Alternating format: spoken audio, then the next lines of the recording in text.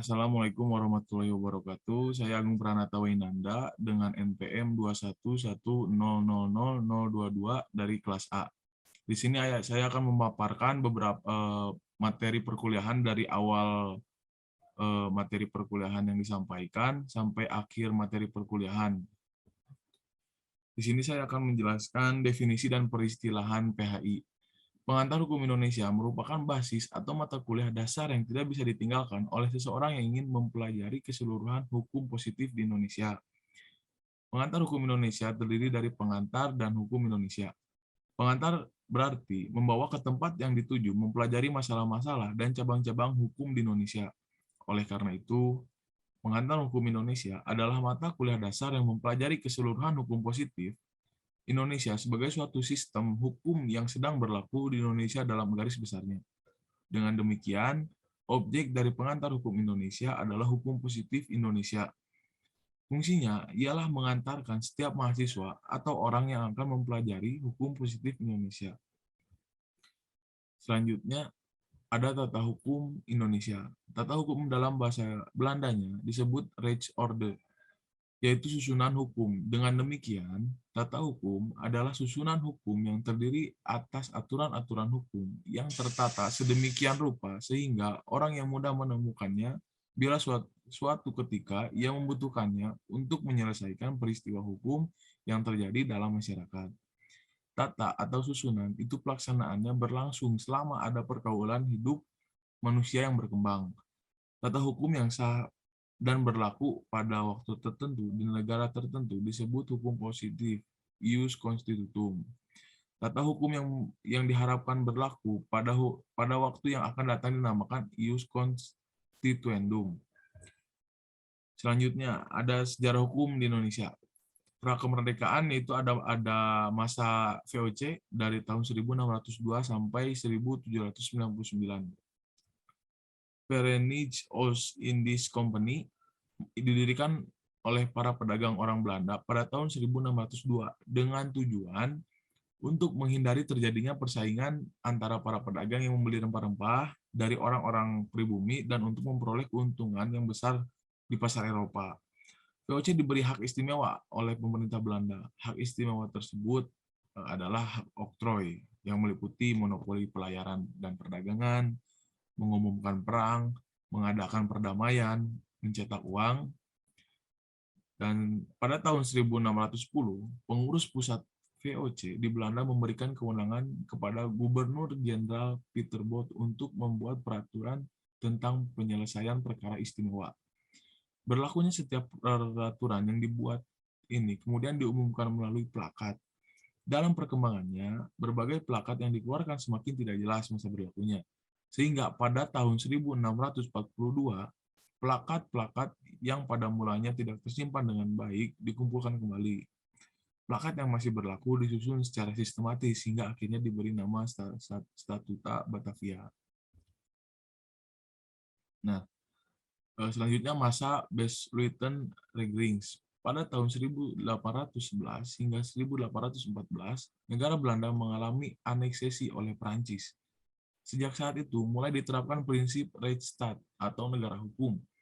Pasca aneksasi Prancis tahun 1814, di Belanda mulai dibuat konstitusi dengan nama Netherlands Grondwet 1814. Pada masa Besluitenregerings, Raja mempunyai kuasaan mutlak terhadap harta milik negara bagian yang lain. Pasal 36 Netherlands Grondwet 1814. Kekuasaan mutlak raja tersebut diterapkan pula dalam membuat dan mengeluarkan peraturan yang berlakunya umum dan nama Algemene Verordening atau peraturan pusat. Peraturan pusat berupa keputusan raja, maka dinamakan Koninklijk Besluit. Ada dua macam keputusan raja, sesuai dengan kebutuhannya. Yang pertama, ketetapan raja, yaitu Besluit sebagai tindakan efektif, sebagai tindakan eksekutif. Raja misalnya menetapkan pengangkatan gubernur jenderal. Yang kedua, ketetapan raja sebagai tindakan legislatif. Misalnya berbentuk Algemene Verordening atau Algemene Maatregel van Bestuur di negara Belanda. Pada tahun 1830, pemerintah Belanda berhasil mengkodifikasi hukum perdata. Pengundangan hukum yang sudah berhasil dikodifikasi itu baru dapat terlaksana pada tanggal 1 Oktober 1838. Beberapa peraturan yang hasil ditandatangani oleh komisi itu dan disempurnakan oleh Mr.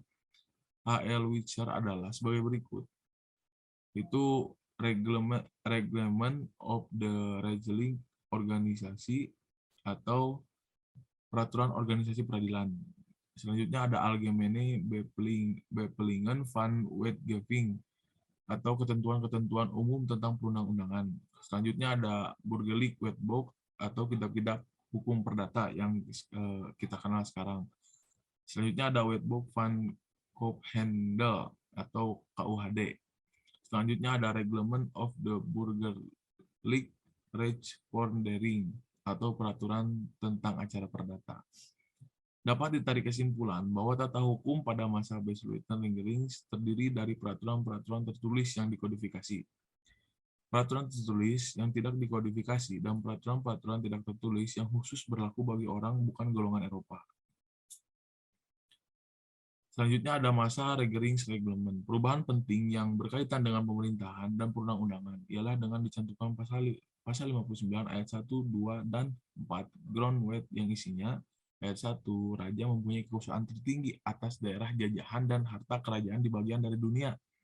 Yang kedua ada ayat 2 dan mencakup ayat 4, yaitu aturan tentang kebijaksanaan pemerintahan melalui undang-undang, sistem keuangan ditetapkan melalui undang-undang. Hal-hal ini menyangkut mengenai daerah-daerah jajahan dan harta kalau diperlukan akan diatur dengan undang-undang.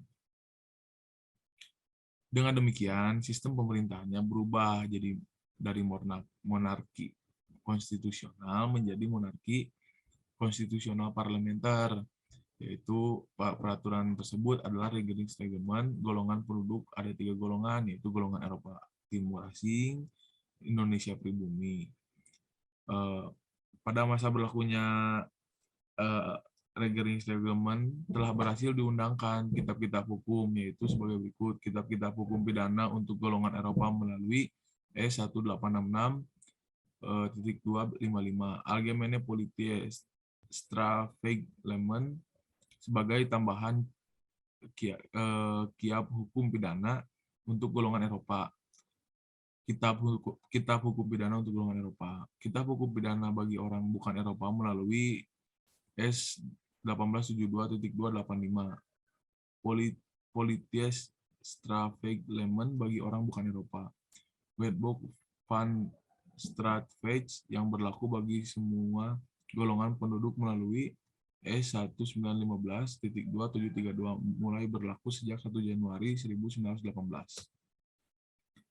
Selanjutnya ada masa Indische Trastgeling yang berlangsung dari 1926 hingga 1942. Indische Trastgeling atau IS adalah RR yang sudah diperbarui dan berlaku tanggal 1 Januari 1926 melalui S1925.2415.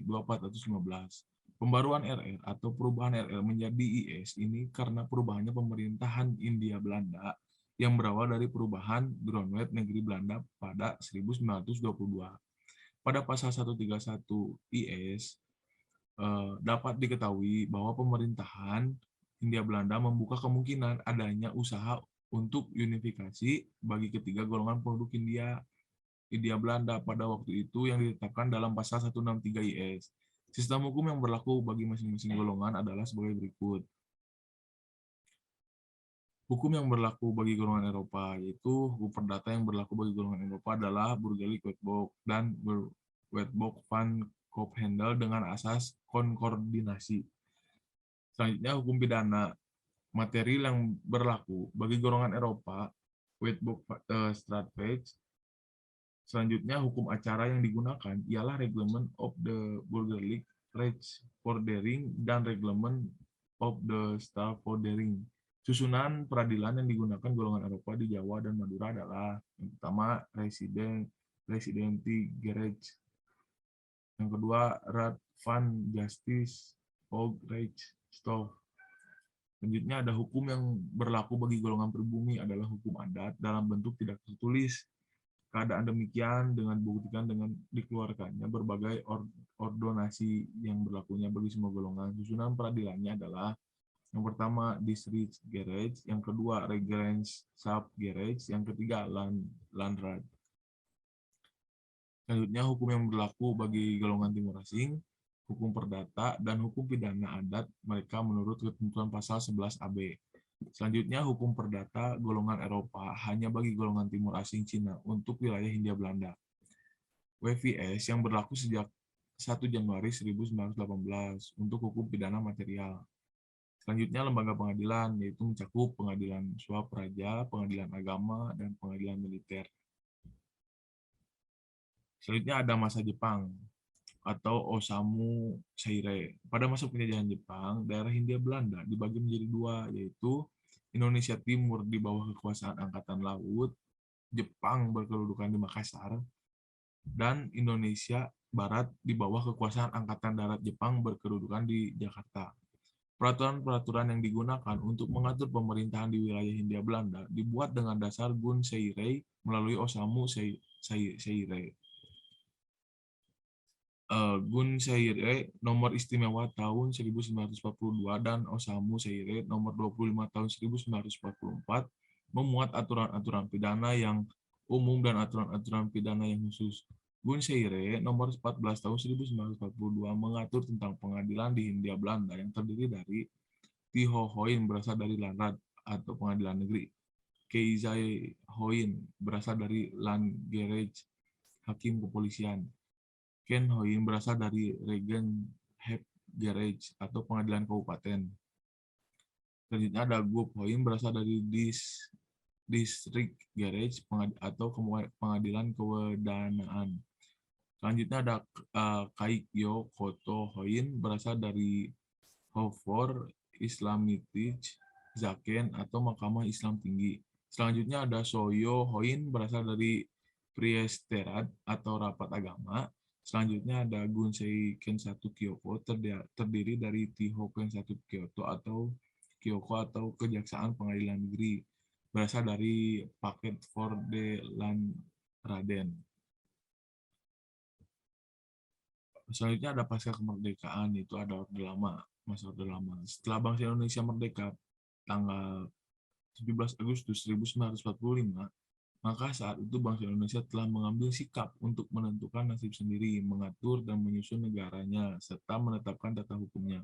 Sehingga pada tanggal 18 Agustus 1945, ditetapkan Undang-Undang Dasar yang supel dan elastik dengan sebutan Undang-Undang Dasar 1945. Bentuk tata hukum dan politik hukum yang akan berlaku pada masa itu dapat dilihat pada pasal 1 dan pasal 2 Aturan Peralihan Undang-Undang Dasar 1945, yaitu pasal 1 yang menyatakan bahwa segala peraturan perundang-undangan yang masih tetap berlaku selama belum diadakan yang baru menurut Undang-Undang Dasar ini. Yang kedua, pasal 2 yaitu menyatakan semua lembaga negara yang ada masih tetap berfungsi sepanjang untuk melaksanakan ketentuan Undang-Undang Dasar dan belum diadakan yang baru menurut Undang-Undang Dasar ini. Pada tanggal 17 Agustus 1950, bangsa Indonesia kembali ke negara kesatuan dengan Undang-Undang Dasar sementara 1950 yang berlaku sampai 14 Juli 1959. Selanjutnya ada masa Orde Baru. Orde Baru dimulai sejak tanggal 12 Maret 1966 bersamaan dengan pembubaran Partai Komunis Indonesia atau PKI. Sehari setelah keluarnya surat perintah 11 Maret atau Super Semar, pemerintah Orde Baru bertekad untuk mengkoreksi penyimpangan politik pada masa Orde Lama. Memang pada awalnya pemerintah Orde Baru tidak pernah menjanjikan demokrasi dan kebebasan di masa depan. Meskipun demikian, pada awalnya juga masih ada kebebasan bagi parpol untuk media massa untuk melancarkan kritik dan pengungkapan realita di masyarakat. Pada masa Orde Baru, eksistensi parpol dan lembaga perwakilan berada dalam kondisi lemah dan selalu dibayangi oleh kontrol dan penetrasi birokrasi yang sangat kuat. Di sini kelihatan bahwa posisi eksekutif sangat kuat dapat mengatasi semua kekuatan yang ada di dalam masyarakat. Sehingga kontestasi dan partisipasi politik dan kekuatan-kekuatan di luar birokrasi sangat lemah. Selanjutnya ada reformasi. Di era pasca reformasi, pembangunan politik hukum nasional merujuk pada beberapa arahan yang bertajuk pembenahan dan sistem politik hukum, yang merupakan salah satu bagian dari rencana pembangunan jangka menengah nasional atau RPJMN. Dengan demikian, pembahasan dalam bagian berikutnya ini juga akan didasarkan pada ketiga unsur sistem hukum tersebut. Ditegaskan pula mengenai permasalahan sistem peradilan yang transparan dan terbuka.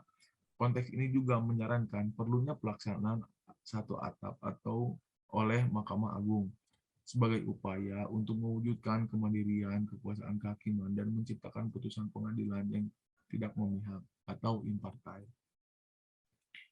Selanjutnya ada Kabinet Bersatu. Kabinet Indonesia Bersatu adalah kabinet pemerintahan Indonesia pimpinan Presiden Susilo Bambang Yudhoyono dan Wakil Presiden Muhammad Yusuf Kala.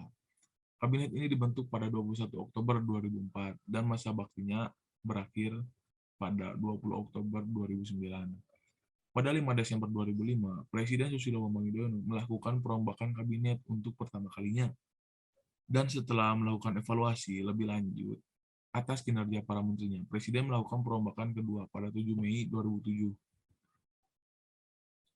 Selanjutnya ada Kabinet Kerja Indonesia Maju. Kabinet Indonesia Maju adalah kabinet pemerintah yang dipimpin oleh Presiden Joko Widodo dan Wakil Presiden Maruf Amin. Tujuan besar dari kabinet ini adalah menciptakan lapangan kerja, karena ini yang dibutuhkan dan diinginkan masyarakat. Selanjutnya ada sistem hukum yang berlaku di Indonesia. Sistem umumnya diartikan sebagai suatu kesatuan yang terdiri atas unsur-unsur yang satu sama lain berhubungan dan saling mempengaruhi sehingga merupakan suatu keseluruhan yang utuh dan berarti. Pada dasarnya, suatu sistem hukum adalah suatu struktur normal. Apabila kita berbicara tentang sistem hukum Indonesia, yang kita maksudkan adalah struktur formal kaidah-kaidah hukum yang berlaku dan asas-asas yang mendasarinya, yang pada gilirannya didasarkan atau Undang-Undang Dasar 1945 dan dijiwai oleh falsafah Pancasila. Ada sistem hukum Eropa kontinental. Sistem hukum Eropa kontinental adalah suatu sistem hukum dengan ciri-ciri adanya sebagai ketentuan-ketentuan hukum dikodifikasi atau dihimpun secara sistematis yang akan ditafsirkan lebih lanjut oleh hakim dalam penerapannya. Sistem hukum Eropa kontinental menempatkan peraturan perundang-undangan sebagai sumber utama. Ciri-ciri yang pertama, tertulis dan terkodifikasi. Yang kedua, hukum memperoleh kekuatan mengikat. Yang selanjutnya, sumber hukum yang digunakan adalah undang-undang. Undang-undang dibentuk oleh kekuasaan legislatif yang disahkan eksekutif. Selanjutnya, adanya penggolongan hukum, hukum publik dan hukum privat. Selanjutnya, hakim menjadi trompet undang-undang. Selanjutnya, perkembangan hukum yang kaku atau lambat melakukan perkembangan. Selanjutnya, hakim hanya berfungsi menetapkan dan menafsirkan peraturan-peraturan dalam batas-batas wewenangnya. Yang selanjutnya ada sistem hukum Anglo-Saxon. Sistem hukum Anglo-Saxon adalah suatu sistem hukum yang didasarkan pada jurisprudensi, yaitu keputusan-keputusan hakim terdahulu yang kemudian menjadi dasar keputusan hakim-hakim selanjutnya. Sistem Anglo-Saxon menempatkan putusan hakim sebagai sumber hukum utamanya. Nah, di sini juga ada ciri-ciri dari sistem hukum Anglo-Saxon. Yang pertama, itu lebih cepat menyesuaikan perkembangan. Selanjutnya, sistem pelaksanaan peradilan memakai juri, lebih mengutamakan pada masyarakat sebagai unsur sosial yang berdaulat, serta membatasi kekuasaan pemerintah yang dijalankan oleh hakim dan penuntut umum. Selanjutnya, hakim mempunyai wewenang yang luas untuk menafsirkan peraturan-peraturan hukum dan menciptakan prinsip-prinsip hukum yang baru yang berguna sebagai pegangan bagi hakim-hakim lain dalam memutuskan perkara sejenis. Selanjutnya, jika ada suatu putusan yang sudah dianggap tidak sesuai lagi dengan perkembangan zaman, hakim dapat menetapkan putusan baru berdasarkan nilai-nilai keadilan, kebenaran, dan akal sehat. Tidak ada jaminan. Yang selanjutnya, tidak ada jaminan kepastian hukumnya. Jika hakim diberi kebebasan untuk melakukan penciptaan hukum, dikhawatirkan ada unsur subjektifnya. Hakim terlalu diberi kekuasaan yang amat besar dalam menentukan hukuman, sehingga terkadang faktor subjek dapat terjadi. Selanjutnya ada sistem hukum adat. Hukum adat. Hukum adat merupakan hukum yang berdasarkan keputusan-keputusan yang berisikan asas-asas hukum dalam lingkungan. Hukum adat berurat akar pada kebudayaan tradisional. Di sini pun ada ciri-ciri dari sistem hukum adat, yaitu hukum asli yang muncul bersumber dari kebudayaan atau keragaman suku bangsa Indonesia. Selanjutnya, mengikuti perkembangan masyarakat. Yang selanjutnya dilaksanakan oleh ketua adat atau kepala suku daerah setempat yang benar-benar memahami hukum dan wilayahnya. Selanjutnya, lokalistik. Dan yang terakhir, tidak abadi atau kekal karena harus dipertahankan oleh masyarakat setempat. Selanjutnya ada sistem hukum Islam. Hukum Islam adalah syariat Islam yang berisi sistem kaidah-kaidah yang didasarkan pada wahyu Allah Subhanahu wa taala dan sunnah Rasul mengenai tingkah laku orang yang sudah dapat dibebani kewajiban yang diakui dan diyakini yang mengikat semua pemeluknya. Ciri-ciri dari sistem hukum Islam yaitu absolut atau mutlak. Yang kedua, abadi, kekal atau permanen. Mengatur hubungan hukum antar manusia, juga mengatur hubungan hukum individu dengan Allah Subhanahu wa taala sang pencipta. Hanya diterapkan bagi orang-orang penganut agama Islam. Selanjutnya ada penggolongan hukum. Hukum itu digolongkan menjadi 7 ya. Yang pertama sumbernya, yang kedua bentuknya, yang ketiga tempat berlakunya, selanjutnya itu waktu berlakunya, cara mempertahankan, sifatnya, serta isinya. Yang pertama kita akan membahas sumbernya. Menurut sumbernya, hukum dapat dibagi dalam undang-undang. Undang-undang adalah hukum yang tercantum dalam peraturan perundang-undangan.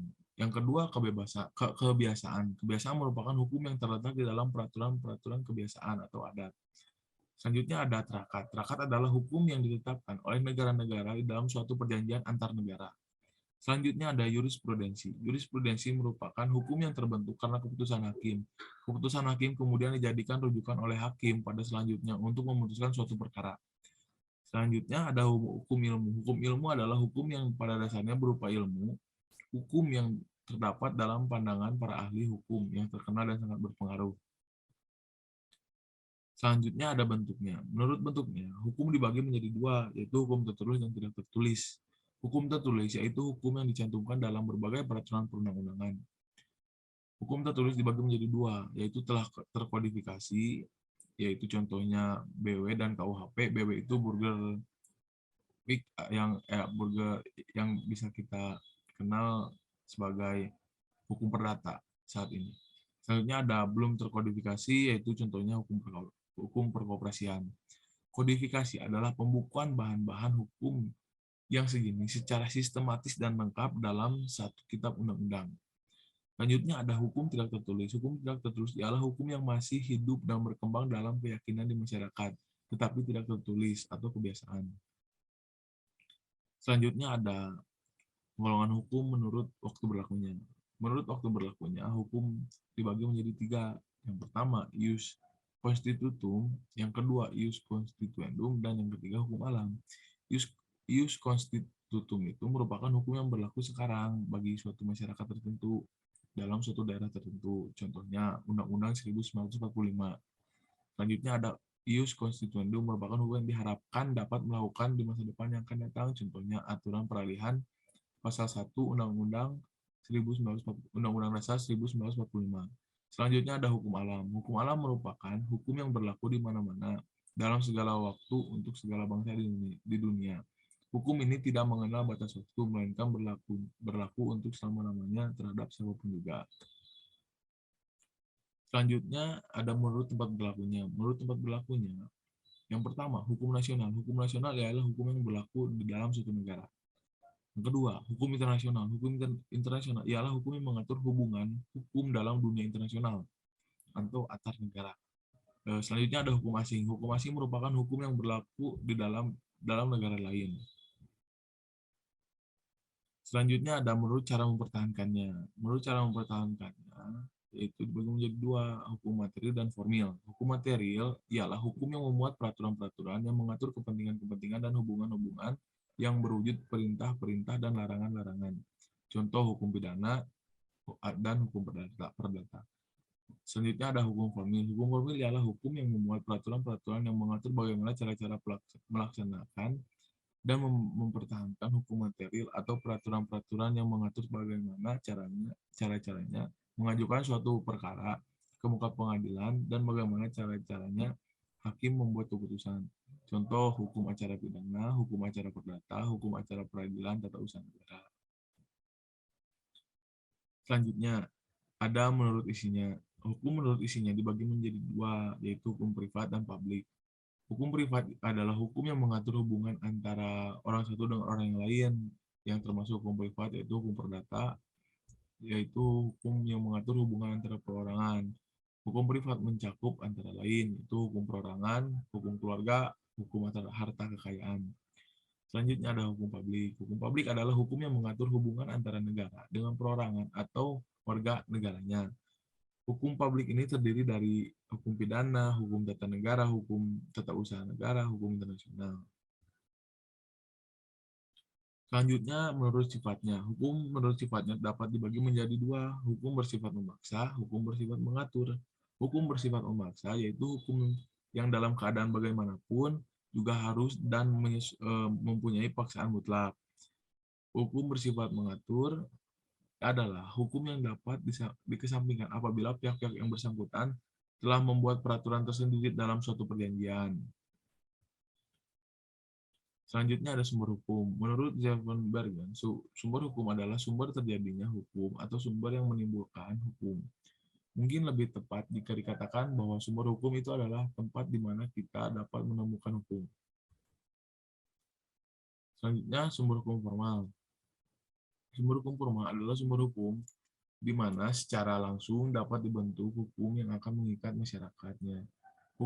Si sumber hukum formal membentuk pandangan hukum menjadi aturan-aturan hukum dan membentuk hukum menjadi kekuasaan yang mengikat. Jadi sumber hukum formal ini merupakan sebab dari berlakunya aturan-aturan hukum. Yang termasuk sumber-sumber hukum formal adalah yang pertama undang-undang, yang kedua kebiasaan, yang ketiga traktat atau perjanjian internasional, yang keempat jurisprudensi, yang kelima doktrin, yang keenam hukum agama. Undang-undang adalah undang-undang sebagai hukum dasar tertulis digunakan untuk menganjurkan, untuk menghukum, untuk memberikan, untuk mendeklarasikan atau membatasi suatu. Selanjutnya ada kebiasaan. Hukum kebiasaan adalah hukum yang tidak tertulis. Untuk menemukannya adalah dengan cara menanyakan kepada tokoh masyarakat atau warga yang dianggap mengetahui tentang kebiasaan masyarakat setempat. Selanjutnya ada traktat atau perjanjian internasional. Hukum yang ditetapkan oleh negara-negara dalam suatu perjanjian antar negara. Selanjutnya ada jurisprudensi. Jurisprudensi merupakan hukum yang terbentuk karena keputusan hakim. Keputusan hakim kemudian dijadikan rujukan oleh hakim pada selanjutnya untuk memutuskan suatu perkara. Selanjutnya ada doktrin. Doktrin adalah pendapat pakar senior yang biasanya merupakan sumber hukum, terutama putusan hakim sering berpedoman pada pandangan pakar tersebut. Selanjutnya ada hukum agraria. Selanjutnya ada hukum agama. Hukum agama adalah suatu sistem hukum berdasarkan ketentuan agama tertentu. Sistem hukum agama biasanya terdapat dalam kitab suci. Ius constitutum merupakan hukum yang berlaku sekarang bagi suatu masyarakat tertentu dalam suatu daerah tertentu. Contoh Undang-Undang 1945. Selanjutnya ada ius constituendum merupakan hukum yang diharapkan atau yang dicita-citakan dapat berlaku di masyarakat yang akan datang. Contoh aturan peralihan pasal 1 Undang-Undang Dasar 1945. Selanjutnya ada hukum material. Hukum material yang terpenting adalah kesadaran hukum warga masyarakat dari mana dan di mana hukum itu berlaku dan diberlakukannya.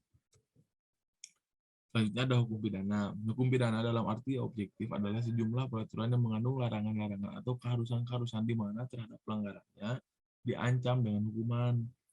Hukum pidana dalam arti subjektif yaitu sejumlah peraturan yang mengatur hak negara untuk menghukum seorang yang melakukan perbuatan yang dilarang. Selanjutnya hukum perdata. Hukum perdata itu mengatur hubungan persoalan baik dalam masyarakat maupun dalam keluarga. Kemudian dalam tiap-tiap hubungan hukum terlibat dua orang atau lebih yang merupakan subjek hukum.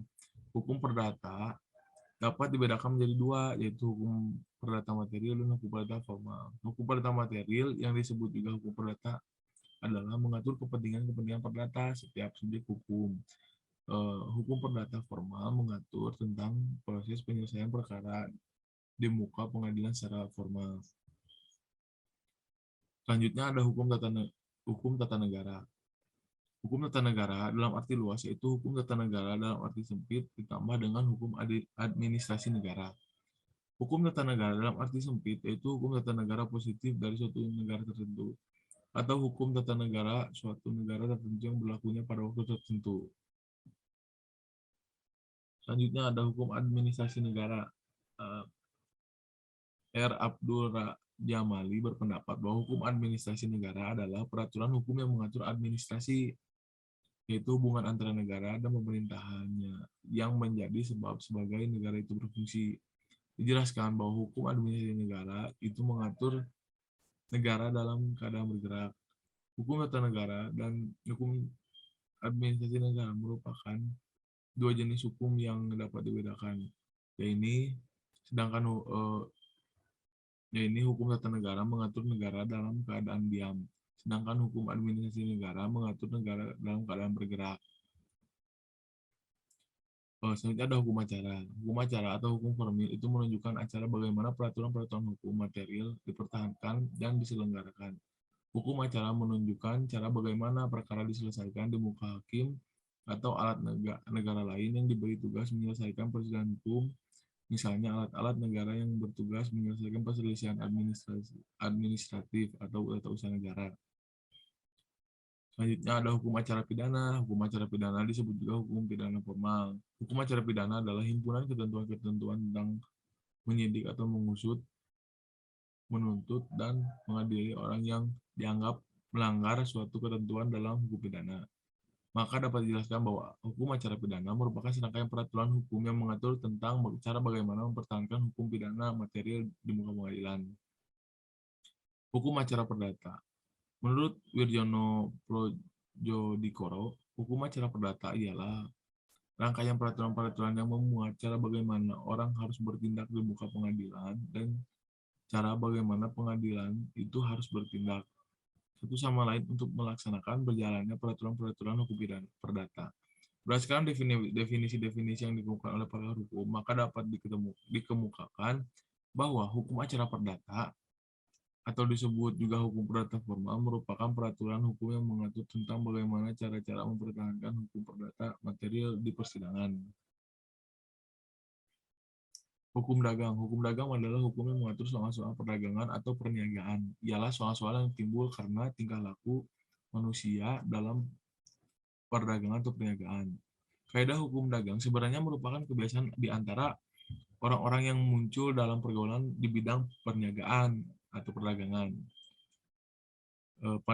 Perdagangan atau perniagaan pada umumnya adalah pekerjaan membeli barang dari suatu tempat atau pada suatu waktu dan menjual barang itu di tempat lain atau pada waktu yang berikut dengan maksud memperoleh keuntungan.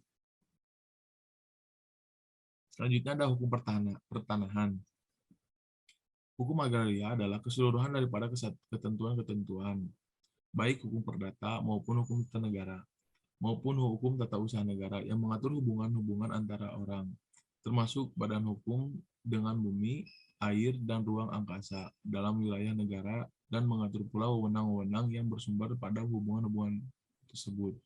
Sedangkan pengertian agraria dikatakannya adalah merupakan urusan tanah dan segala apa yang ada di dalam dan di atasnya seperti diatur dalam UUPA, Undang-Undang Pokok Agraria.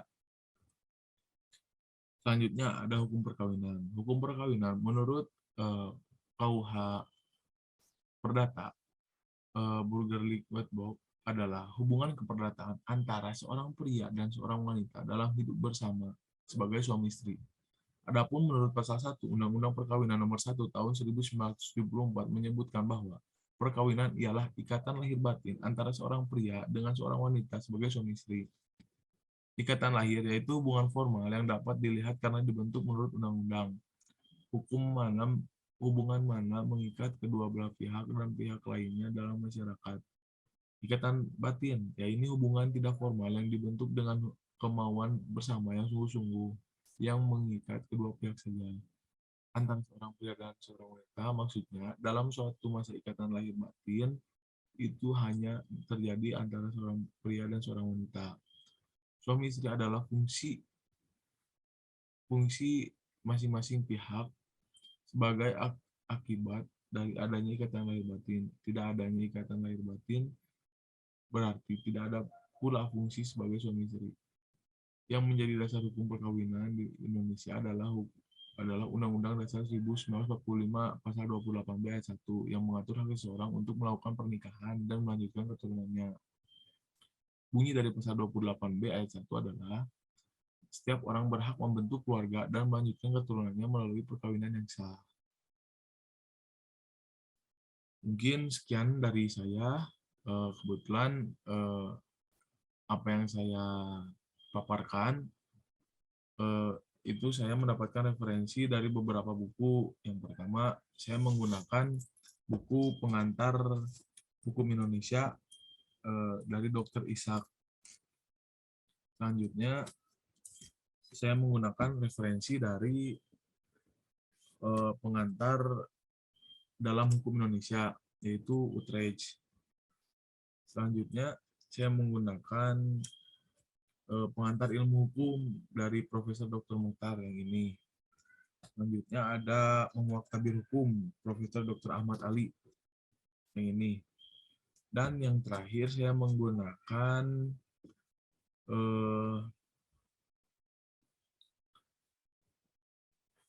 pengantar ilmu hukum dan pengantar tata hukum Indonesia Profesor Ahmad Sanusi. Mungkin sekian aja yang dapat saya presentasikan, paparkan. Mohon maaf bila ada kekurangan kata atau kesalahan dalam penyebutan kata. Terima kasih. Assalamualaikum.